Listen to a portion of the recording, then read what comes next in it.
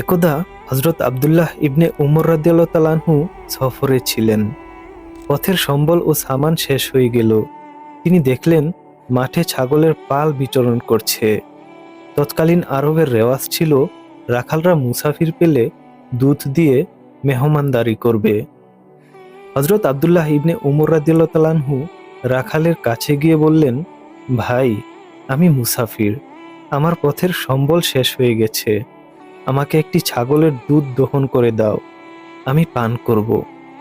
রাখাল বলল, আপনি মুসাফির, আপনাকে অবশ্যই আমি দুধ দিতাম, কিন্তু সমস্যা হলো এই বকরিগুলো আমার না, এগুলোর মালিক অন্য এক ব্যক্তি।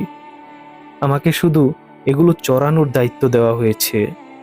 এই বকরিগুলো আমার কাছে আমানত, এগুলোর দুধও আমানত, তাই আমি আপনাকে দুধ দিয়ে মেহমানদারি করতে পারছি না। এই কথা শুনে হযরত আব্দুল্লাহ ইবনে উমর রাদিয়াল্লাহু তাআলা আনহু তাকে আরেকটু বাজিয়ে দেখতে চাইলেন। তিনি বললেন, দেখো ভাই, আমি তোমাকে একটা কথা বলছি, এতে তোমারও ফায়দা আমারও ফায়দা। তুমি বরং এক কাজ করো, একটি বকরি আমার কাছে বিক্রি করে দাও, বিক্রয় মূল্য তুমি নিয়ে নেবে, এতে তুমিও কিছু পয়সা পেলে আর আমারও উপকার হলো। পথে পথে আমি এর দুধ খেয়ে সময় পার করতে পারবো।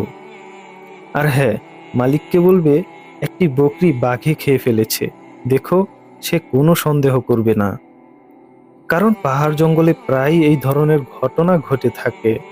এটা করলে আমাদের দুজনেরই লাভ।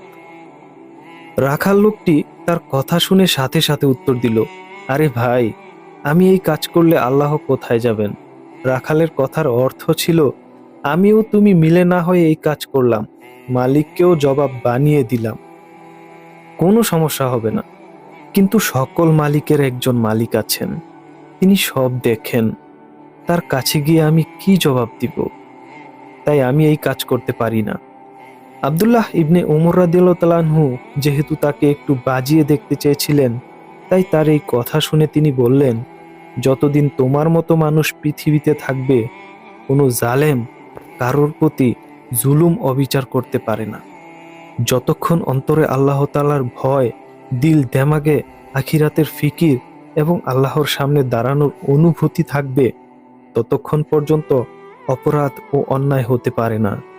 ইসলামে পুরোপুরি প্রবেশ করার এটাই অর্থ। নির্জন জঙ্গলে একাকী অবস্থায় তার চিন্তা হলো, আমার কোনো কাজ যেন আল্লাহ তাআলার মর্জির খেলাফ না হয়। এটা দ্বীনের অত্যন্ত গুরুত্বপূর্ণ একটি বিষয়। হাদিস শরীফে নবী করিম সাল্লাল্লাহু আলাইহি ওয়াসাল্লাম বলেছেন, যার অন্তরে সততা ও আমানতদারি নেই, তার ঈমান নেই।